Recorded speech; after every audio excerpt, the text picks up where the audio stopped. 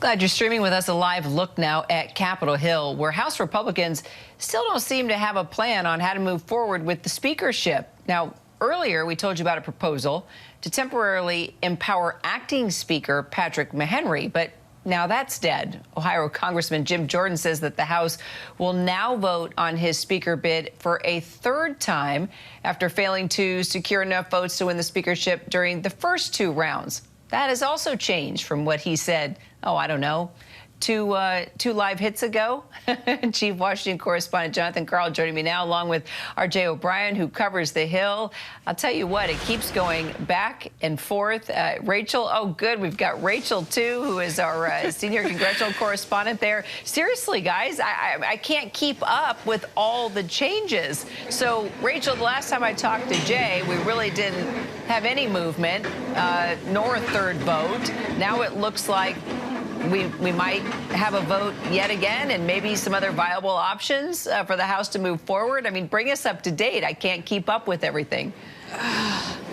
Kira, members here on Capitol Hill can't even keep up with what is happening. Whiplash, dysfunction, chaos, they are being spun in circles. Congressman Jim Jordan entered this meeting in this hallway with one idea, and he left with a completely different idea. So I have been chasing him around the Capitol all day. I can tell you when he walked into the Capitol this morning, he said that they would be going a third round. He was talking to these holdouts. He wanted to hold another vote. And then he left saying that they were going to hold this conference meeting. He wanted to come forward with a plan that he was backing to empower the temporary Speaker of the House, Congressman Patrick McHenry, for a limited time. This essentially allows the House to get back to business. We know that the chamber has been at a standstill now for 16 days. Well, he went into that meeting, he presented that plan, and I can tell you Republicans were not for it. They left and they were angry about it, saying that they would not support this, that this is doing them a disservice, that they need to just keep voting on this for multiple rounds. But Congressman Jim Jordan does not have the votes. He is doing worse than he did on the very first ballot. He has 22 Republicans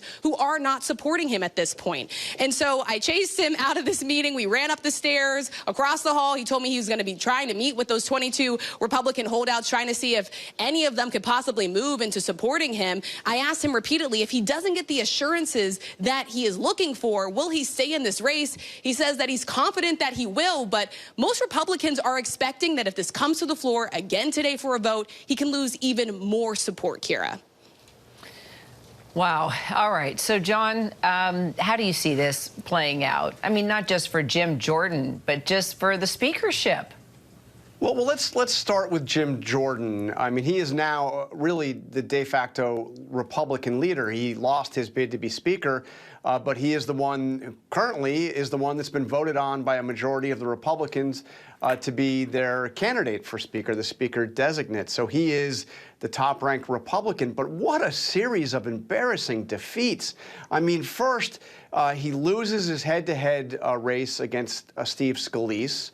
And then, you know, Steve Scalise is forced to drop out, largely because supporters of Jim Jordan made it clear they were not going to budge. Then he goes and he loses two different rounds of balloting for Speaker, doing it by an even worse margin than Kevin McCarthy. And then he goes in, you know, all ready to endorse this plan of empowering the temporary Speaker, Patrick McHenry, which just gets trounced by the conservatives in the conference. It's hard to me to see how Jim Jordan somehow pulls a rabbit out of the hat and becomes you know, somehow able to win. I mean, it's going in all the wrong direction. You know, there's a saying you may remember. Bob Dylan, among others, would say the darkest hour is right before the dawn. This is certainly a dark hour for Republicans, but I don't see any sign of the dawn.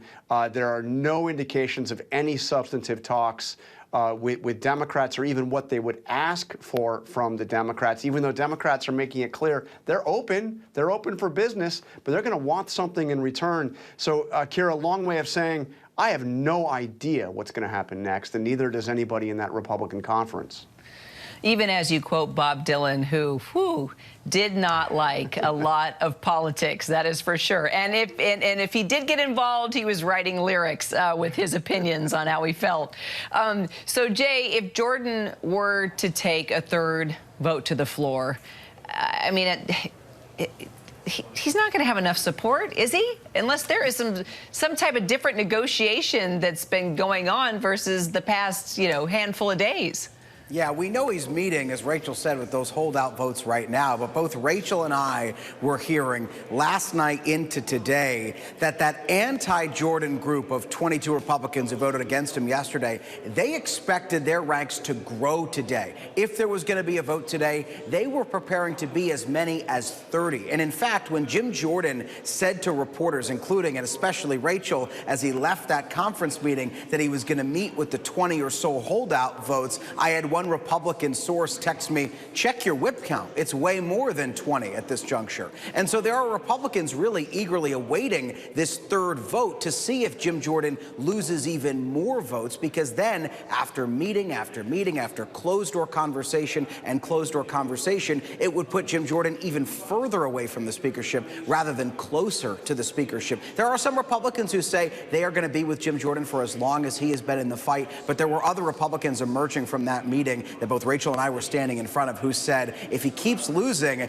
they're considering, or they're asking him to consider reassessing his candidacy.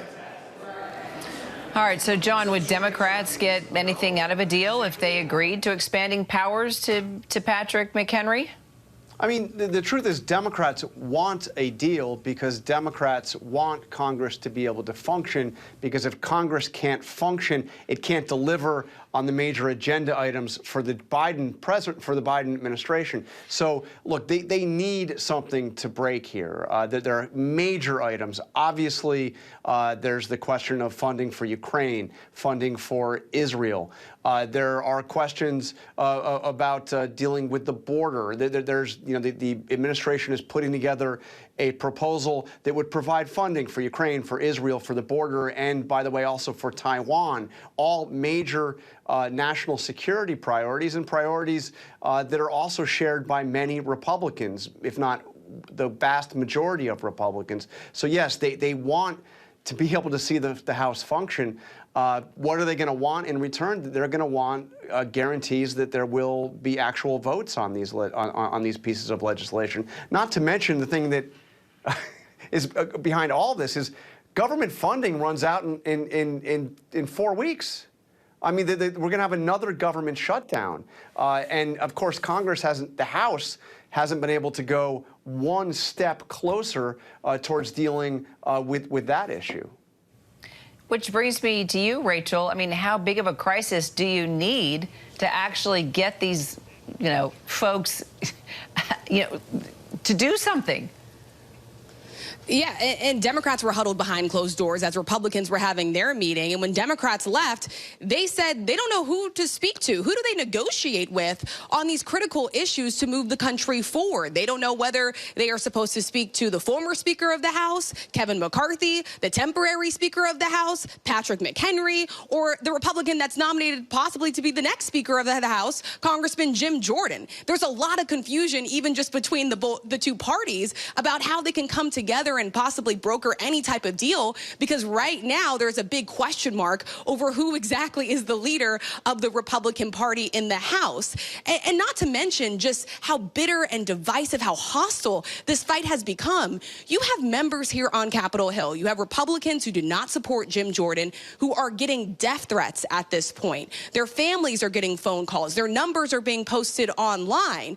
It just speaks to just how hostile this fight has come, where you have members who are now pleading with folks out there to stop attacking them, who are nervous about the direction that this is going, and not just for the country, but their own safety. All right, Rachel, John, Jay, thank you so much. Keep chasing folks down the hallways. Stay close, and we'll monitor every moment as it changes. We'll see if this third vote happens. Thanks, guys. Hi, everyone. George Stephanopoulos here. Thanks for checking out the ABC News YouTube channel. If you'd like to get more videos, show highlights, and watch live event coverage, click on the right over here to subscribe to our channel. And don't forget to download the ABC News app for breaking news alerts. Thanks for watching.